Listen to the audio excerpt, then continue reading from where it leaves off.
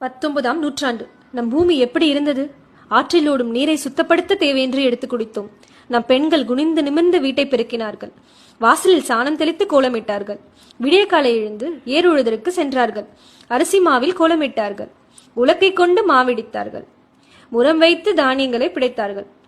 அவர்களின் வீட்டு வேலைகளே அவர்களுக்கு உடற்பயிற்சியாக இருந்தது. பயணத்திற்கு மாட்டு வண்டி பயன்படுத்தப்பட்டது. செக்கு மாட்டை கொண்டு எண்ணெய் எடுத்தார்கள். வயலில் போர் பம்புகள் இல்லாமல் மனிதர்களே தண்ணீர் எடுத்து நிலத்திற்கு தண்ணீர் பாய்ச்சினார்கள். எங்கும் பசுமை. ஏர் உழுது சேற்றில் கால் வைத்து நாத்து நட்டார்கள். கூத்துப்பட்டறை கூட இருந்தது. கூட்டு குடும்பமாக நாம் வாழ்ந்தோம். காற்றில் மாசு இல்லை, நீரில் நச்சு இல்லை, மனிதர்கள் மனதில் கள்ளம் கபடமும் இல்லை. 20ஆம் நூற்றாண்டு முடிவும் 21ஆம் நூற்றாண்டு தொடக்கம். எப்படி மாறிவிட்டோம் நாம்?